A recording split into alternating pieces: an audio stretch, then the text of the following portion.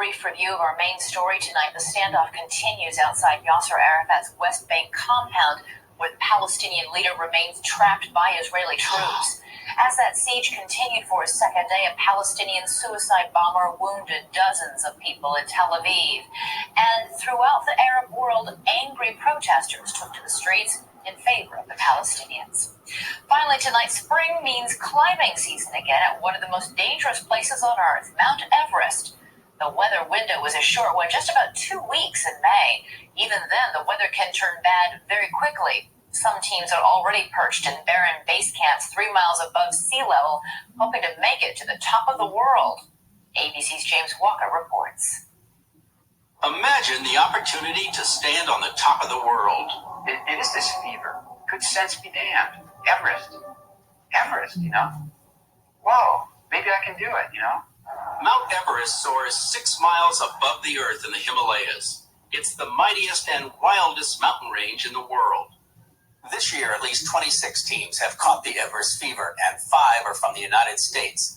One of them plans to climb up and ski down. Okay, part of the way. 5 American women will also attempt the climb. Among them, a cancer survivor, a woman who's had 2 heart operations, and 3 moms. I haven't really thought about, being nervous or being scared, but I'm sure once I'm trying to walk across one of those really narrow ladders through the Khumbu icefall, that I will be nervous.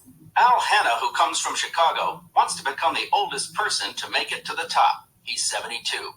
But even though climbing Everest is increasingly popular, it hasn't become any less dangerous.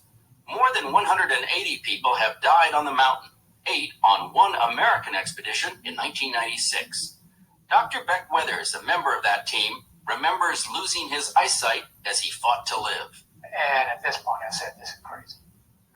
One eye is completely blurred over, so I lost all my depth perception, and the other eye is not seeing that great. Weathers was in what climbers call the death zone. Above 25,000 feet, it's where the brain begins to suffocate. Movement, thinking, breathing are dramatically impaired. The human body literally begins to die. Journalist John Krakauer, who was also on that fatal expedition, says he'll never go back.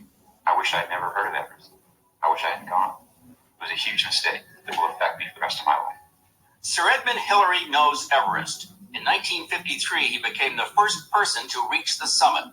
He believes that many of the amateur climbers who pay the $60,000 fee go for the wrong reason.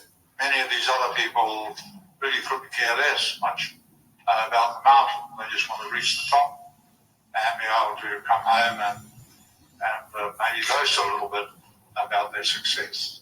This year, Hillary's son Peter and Jamling Norgay, the son of Hillary's guide, will attempt to retrace their father's route to the summit.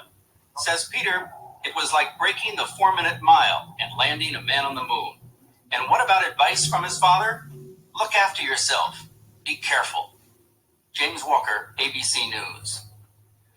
Be careful indeed. That's our report tonight. You can email us at weekend@abcnews.com. We do like to hear from you. Tomorrow morning, this week, we'll have the very latest on the crisis in the Middle East. I'm Elizabeth Vargas. For all of us here at ABC News, have a great weekend, a happy Easter, and a good night.